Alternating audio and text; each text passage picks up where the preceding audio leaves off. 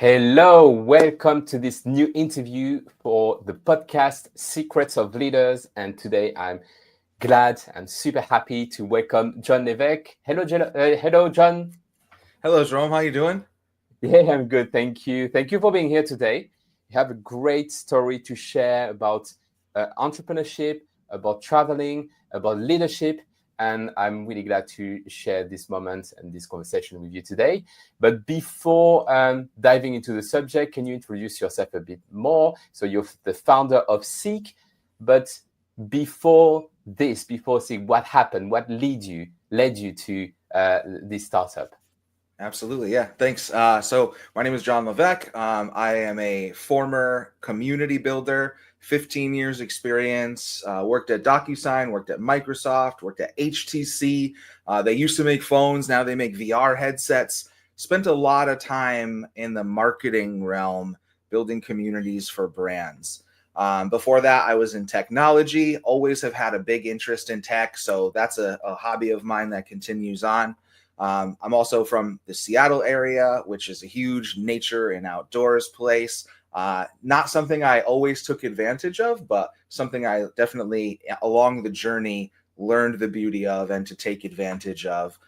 So to get me here to Seeq, I think, there was a lot of things. I had this big, long career in building communities. Recently got laid off, which was an interesting moment. I was building a startup at night and doing the job during the day, and suddenly kicked off the cliff, Sparta kick, goodbye job, and hello full-time entrepreneurship. And so I think it was the right move. I think it was what was meant to happen, because since I've been full-time, the amount of exponential growth and change that I've seen towards Seeq and what I've been trying to build, it's absolutely been massive, and just proof that I probably should have been doing it the whole time. And so, big decorated history, lots of big brands behind me. Also a creator. I have a YouTube channel and a Substack and an email list. I love to create and talk and share ideas and interact with people. And so that's kind of my story, and a big wrap up jumping around of how we got to today. Yes, and I will put some links as well for the people who want to see more about your resources, such as YouTube or even Seeq. Before asking you about Seeq, what it is, I'm so curious. You talked about being laid off, and that was the kickstart of your full-time entrepreneurial journey. That must be scary first, I think, and also most of the time we hear people quitting their job to fulfill their dream, but in that way it's a bit different. So yeah, tell us a bit more about what happened at that time and how you went through it. Yeah, it definitely is scary. Anyone who tells you anything otherwise would be lying. Even for me, I'm not worried, right? I've had a good life. I've made good investments. I have some runway, but still having no income coming in is scary for sure, for Yeah. sure. Now, it's true. Like, my plan was never to jump before I was ready. My plan was to build it at night, and that's what I was doing, right? I did the 9 to 5 and then 5 to midnight. Um, and that was working. I was making some progress, but then yeah, I was at DocuSign. They did some restructuring, like most of tech. Mm. My position was eliminated, and I found out, randomly on a Tuesday that, like, hey, you don't have a job anymore. And so it was definitely an emotional roller coaster. I went through the full 7 stages of grief, right? Like Yeah. denial, anger, whatever, right? Like it was a lot. And I think it probably took me 2 weeks to really process and actually like realize this had happened. Like, I have a decorated career. Like, I have built communities in the millions of people. I built Microsoft's Power Platform community, which built, like, created billions of dollars of revenue for Microsoft. Like, it was just so crazy to me that they would eliminate me. All right. And I was like, Mm. oh yeah, it happens to other people. There's no way it's going to happen to me. And then it did. Right. And it was this crazy wake up call that regardless of what you've accomplished, like, no one really is safe in this economy, right? Like, this Yeah. market is just madness, and it is cutthroat. And so, I was already planning to build Seeq. I was already building it at night. I had already assembled somewhat of a team. And this moment was an opportunity to make one of two decisions. Either I attempt to keep doing what I'm doing and get another job that I knew I would not keep, that was just going to be transition money, or just say, forget it and put all the chips on the table and go all in and say, you know what? I believe in me. I believe in what I'm building. I have a team that believes in what I'm building. And this is the moment. If there was ever a moment, this is the moment. And so I bet on me. And that's kind of what it comes down to, right? That's what overcame the fear.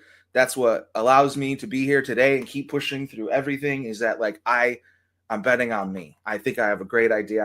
I think I have a great team, and I think I have the abilities and the tenacity to pull it off. And so, you know, the fear sucks. I think I heard this said somewhere, and it was just so perfect. And it was like, I wake up and I rebuild my confidence every single day. Right? Like when I wake up, there's hardly any. I'm like, what am I doing? Am I crazy? Like, this is like, my wife is upset, right? Because she wants like security and runway. The kids are like, why aren't we going on vacations and doing all the stuff we're doing? Why is it dad hanging out? Life has changed, right? But at the end of the day, like, it's the bet that it will all pay off, that I can do it, that I can bring us through and create something better. And I would have regretted if I didn't chase it. I would have thought about it forever. Like, oh man, now I had that moment. Should I have just gone for it? And I don't live my life that way. I can't live my life that way. And so if I don't make it, right, then I'll have some different regrets that I'll have to deal with. Yeah. But at least I'll know I gave it my all. So that's how you've been fully committed to Seeq. So tell us a bit more. What is Seeq, and how did you put yourself into this startup? Yeah. So Seeq is a travel and experience discovery app. And so we're calling it the world's first experience network. Typically, the way that people find travel or experience right now is like one of two major ways. You go into the realm of like Yelp and Google Local, right? Where you're like trying to find things in a directory, or you go on to social media where you find things you like, but you don't have any real ability to act on it. And so what we're doing is kind of creating the thing right in the middle, which is not a social network, and it's not a travel and experience discovery app in the traditional way you know it. It's what we're calling an experience network, which bridges the gap between the two. And so we went and did some research and found that when you're making a travel or discovery decision, 72% of all those decisions today end on social. Like perfect instance, when I went to Florence, right? Like, I wanted to find the best food. I didn't go to Google. I went to TikTok, right? I went and found all the best sandwich shops that people were hitting on TikTok, right? On Instagram. It like, that's how we do things today, because the authenticity of the directories is dead, right? We can't trust the star ratings. We can't trust the reviews. Who cares about the featured photo from 2019? Right? Like, it doesn't resonate or matter anymore. And we've come to this place where we don't trust it. So what is Seeq? It's the bridge between the intent and action. And so very, very simply, what we're building is a creator marketplace where, let's say, I make travel videos about Florence sandwiches. I could come to Seeq. I could OAuth with my account and say, hey, I'm John. Here's my TikTok account. I get to prove I'm me. Once I do that, looks at all my videos and tells me, which videos would you like to turn into sequences? And so then I can go through and choose 4 or 5 videos, put them through our AI. Our AI watches your videos and turns that into a full sequence, an itinerary. What used to be an itinerary, a flat PDF that was just dead. We give you a fully alive document with instructions, tips, links to book everything, all the directions to get everywhere. And so you as a creator get to keep doing what you're doing, which is creating awesome content. And then you come and partner with us and we help you turn that content into money, right? So here's the thing. Not only do we turn it into a sequence, an itinerary, but what we're doing is then stuffing in affiliate links for you. So when you mention you stayed at this hotel, we put in an affiliate link to that hotel so that when someone books it, you get paid. We get paid a little bit too, but you get 60% of all the money as the creator, right? And so you then mentioned you went to the Roman Colosseum. Someone books it, you get paid. You need a rental car to get from here to here. Someone books it, you get paid. And so what's going to happen, what we're building is a knowledge, a value transfer engine, right? Right now, you look at like Yelp made $2 billion in 2024. $2 billion. You know what they pay their elite squad creators? Want to guess? $0. Yeah. $0. Yeah. Okay. Like the extraction rate is insane. And so what we're trying to do here is allow for creators to harness a fair percentage of the value of what they are creating. These small businesses, these sandwich shops in Italy are thriving because of these creators. The lines are 45 minutes, right? 4 or 5 sandwich shops specifically. Are they good? Are they the best? Absolutely. But would you have found that with just Google listings? Like everything being 4.3 stars? No, right? You had to understand that this place has this sandwich and these people wait 60 minutes because this sandwich is the special sandwich. If you walked by that place, you'd see that line and you'd keep walking. You'd go to one of the other shops that looked almost the same. And so that's what Seeq is. That's a long and short-winded answer, both wrapped up to say what we're really trying to do here is allow creators to monetize their value. And I assume that you're also using your community building skills that you develop over the years applied into your startup. So how also, and what is your secret sauce of building a community from scratch? Yeah, so I think communities are an interesting dynamic where the way that I tend to think about them is I need to create an ideal, a shared ideal. The best communities all have this identity, right? And so when we look at like the corporate world, right? Like Salesforce, amazing community, the trailblazer, right? Like they all have their jackets and they all go to the events and people get tattoos and like it's a cult, okay? Like a corporation's community, okay? Why? Because the trailblazer identity gives them a shared collective identity where they believe that these people are like them. And really what we're looking for as humans is that relativity with other humans. I want to find people who are like me. It makes me feel good about being me to find out that there are other people who are like me. I'm not a weirdo. I'm not alone, right? And so that's the core tenet, right? Of like, if you're going to build a community well, you start with the identity. And so for me, my most successful example, I'll come back to it, was at Microsoft, Power Platform. We had a couple different core identities, right? A couple different core groups that formed up. And one of them was Flow Fam, right? Because Microsoft Flow was a thing. And so we had this group that was really passionate about that. Then we had Power Addicts, right? Who were on the Power App side, right? And these identities, these collective identities gave people belonging. And so that's the secret sauce. Like if I just give you the 60,000 foot view, the secret sauce is identity and belonging. Every community, if you can establish those two things, that's what it comes down to. So in travel, right, what I will attempt to do here, as we're still pretty new, I haven't gotten to build the community out fully, but one of the things I will look for is the stories of life change, right? My own story, like travel changed my life. I used to be almost 400 pounds.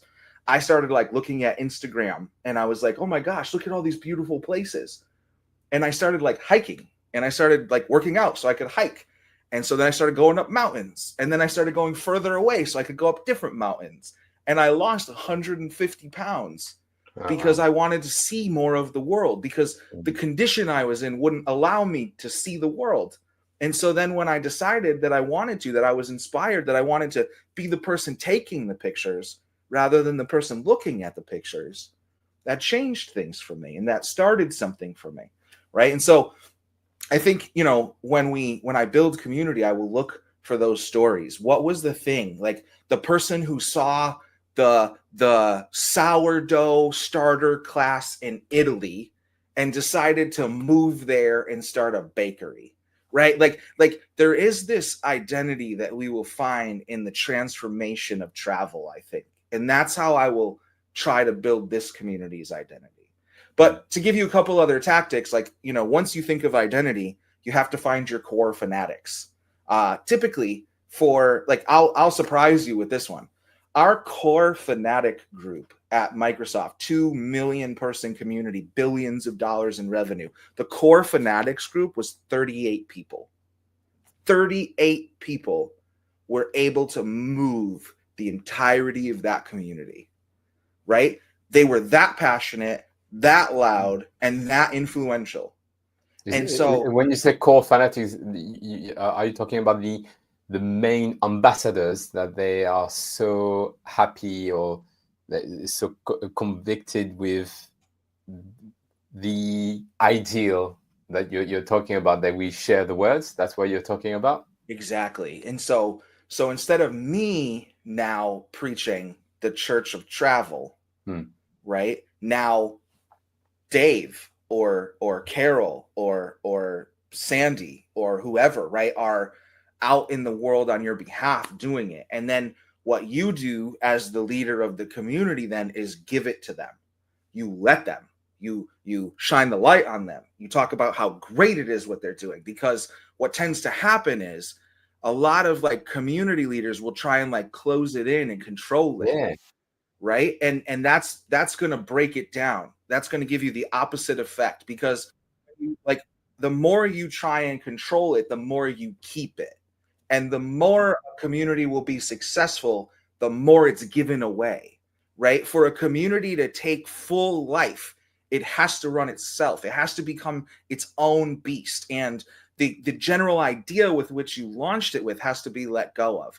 And you have to let that full idea of like belonging and ideal take grasp. And so that's all very like abstract, but what does it mean in practice? So at Power Platform, when the Power Addict group started to form up, there was like concern that it would hurt the brand, that like they were making their own logos and their own stickers and their own t-shirts, and it wasn't official.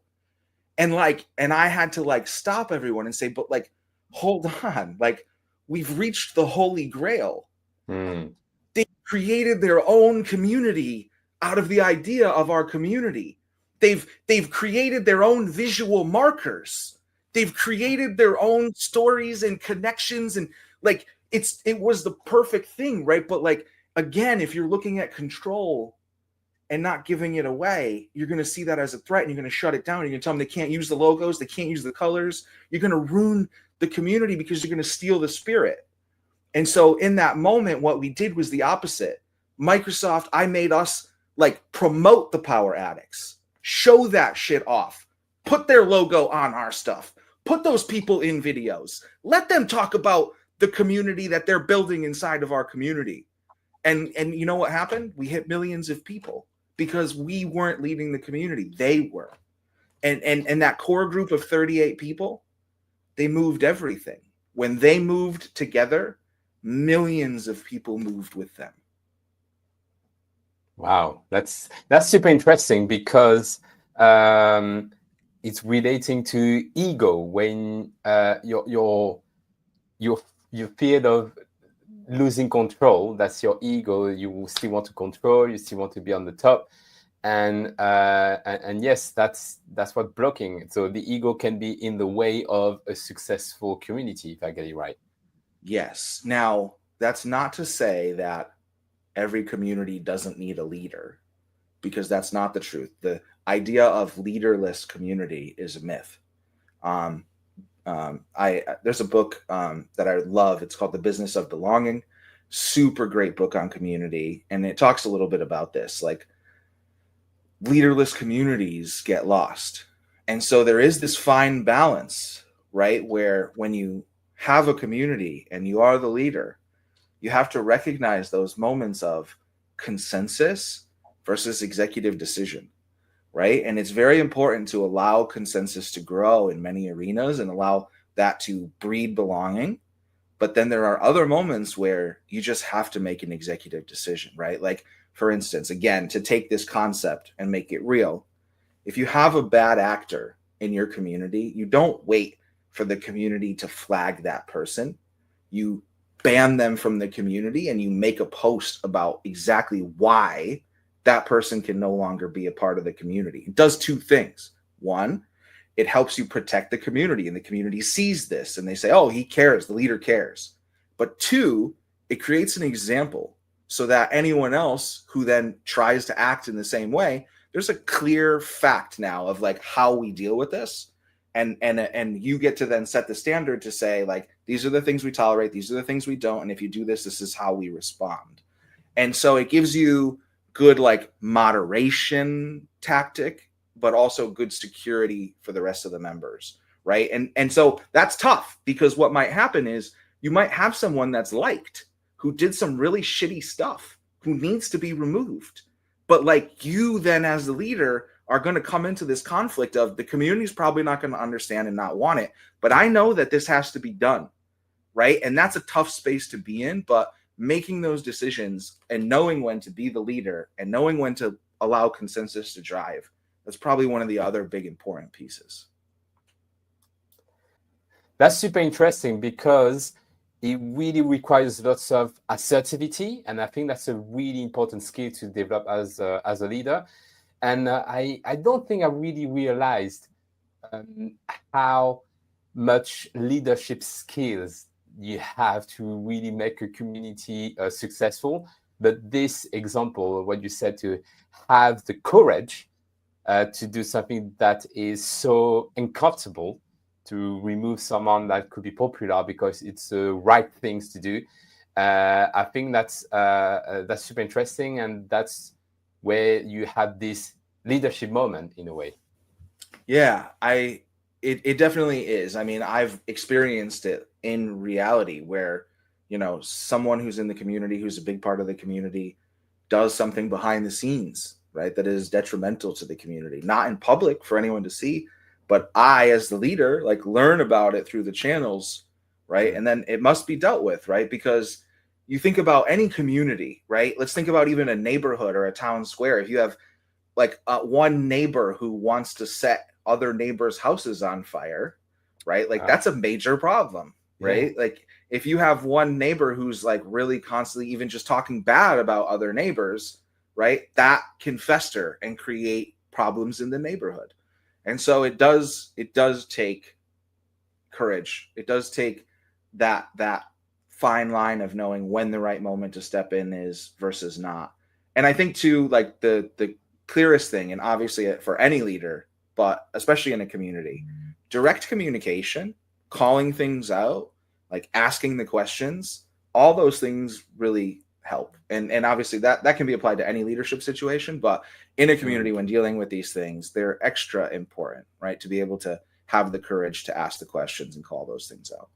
And do you think, because you said traveling has a major part of your self-development, your personal growth, yes, do you think that traveling also impacted you in your leadership skills as well, like in terms of courage, in terms of decision making, in terms of communication, and so on? I do. I would say travel for me really picked up in the last 10, 12 years. Prior to that, I didn't do a whole lot of it. And I would say in the last 10, 12 years, I have developed immensely as a human being. And obviously there are multiple facets to that, but a lot of it was seeing the different ways that people lived, the different cultures, the different thought patterns. Like, I have a friend, my CTO, right? He's from Portugal, and like, he has dinner with his family like multiple times a week, right? Like, his whole family, like his parents, his brother, like, they all get together and have dinner and stuff, right? Like, I'm American. I haven't seen my parents in years, right? Like, like, it's there's just all these differences in how people live and the things that they hold dear and true and close to their heart. And like, it taught me so much about what it meant to be human. And I think that really stopped me from limiting my viewpoint to the small little slice that I had experienced. It's because even though I may not know the fullness of human experience, I now at least have seen several other slivers in a way that allow me to understand that there is a whole realm of possibility outside of how I see things. And I think that that is probably one of the most important things a leader can have, is putting themselves, the ability to put themselves in someone else's shoes, to see it from a perspective outside their own. Yeah, and I think that the world really needs more empathy. That the same when you said that, to really be more open-minded and more curious and less self-absorbed in a way. And yes, I totally agree. If you travel, but the right way of traveling, not just, when not traveling like in a bus, you take pictures and you stay in your group, you don't try to experience what people do. I think that if you do like the right traveling and really immerse yourself, try to talk to people, try go to the shop and try to shop like them and stuff. And I think that's so, yes, that's really transformative indeed. Yes. My favorite is Portugal. I go to Portugal and I just love the people so much. Like, I'm so bad at Portuguese, but I try a few words. They're so excited. They switch to English. We talk. They want to know about my life. They want to tell me about their life. Like, it's just, they're full of life, right? I think that's the thing. America, I think especially, is like so insular. Like, we don't have communities like Europe has. Like, you go to Europe and every street, it's a little community, and every square, it's a little community, and people know each other, and they know each other's lives, and the pub has the same 20 people in it, right? And it's just like, I don't know. There's something that, as I get older, that really appeals to me. I want more of that. I want to be known, and I want to know people. I want to connect in new and different ways. Like, I don't know. I think it is maybe it's not uniquely American, but it's very American. I think that, like, we just don't have that. We don't have those structures, or our towns aren't built in those ways, right? It's just so different. Yeah. And do you have a favorite trip in terms of how it changed you? You say that travel changed you, but was there a trip that was more significant than the others?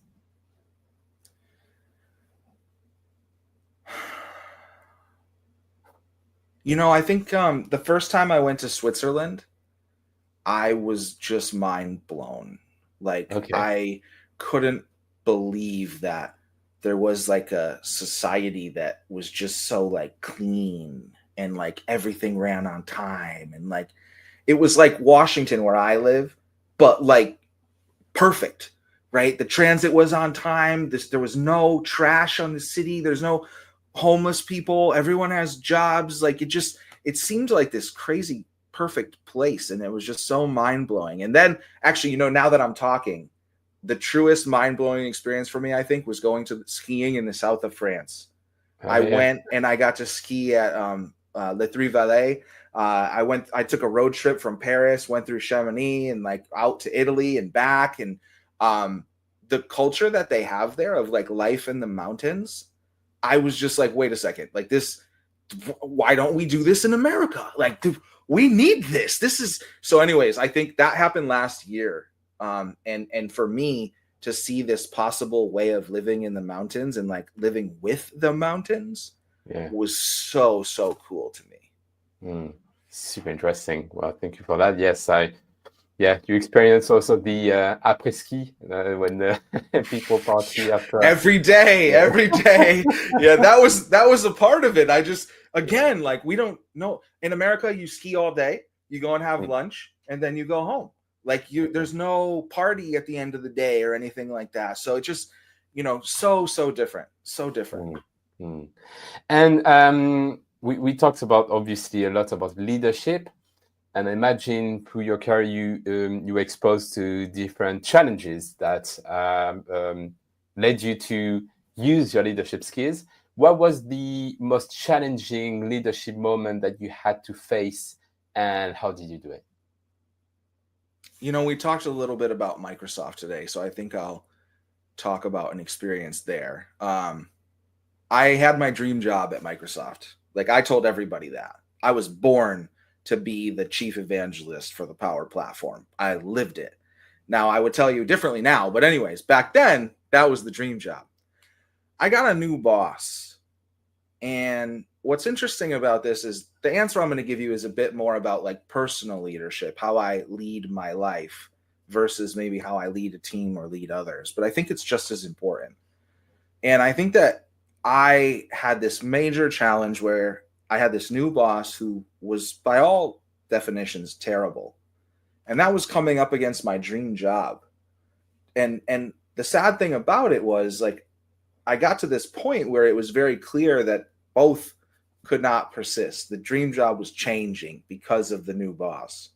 And so I could stay, I could attempt to fit into the new system, I could attempt to understand the changes, I could attempt to partner with this person and help them through. But for me, the changes they were making didn't make sense. It was taking us away. It was trying to put control on the community that we had built free. And as we discussed, I just have very strong feelings about the freedom of a community and its expression and allowing it to grow and build its ideals. And so I had to make a decision. Do I stay or do I go? And I let the team know, because I loved the job, I did what a leader should do.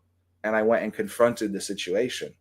I went and confronted the boss and the boss's boss. And I said, these things are wrong. Here's the evidence that we've done this the opposite way and it's worked really well. I don't believe in this and I think we should do it differently. And they said, no, John, we're going to listen to this new boss. I won't name names.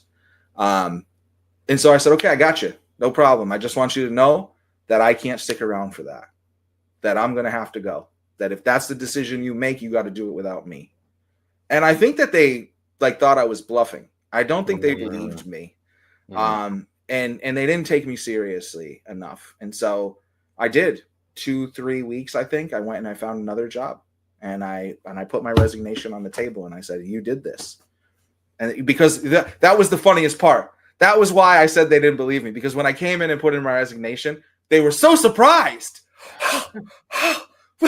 Surprised Pikachu face. Like, what do you like? And so that was I had to remind them. I had to remind them and say, we had this conversation. You made this decision just as much as I did. Right. And so I stood by my ideals. I led myself personally in the way that I would want any other to be led, to confront the situation. And if it's not going to fit your ideal, then you shouldn't be there, because your values and what you believe and what you know to be true matter a lot as a leader. And to sacrifice those things, I think is too great. I just have no, sure, I would have stayed and earned another paycheck and whatever. I could have found another job at Microsoft. I could have made it work. But to me, it felt like it was this clear, delineation moment where we were parting ways.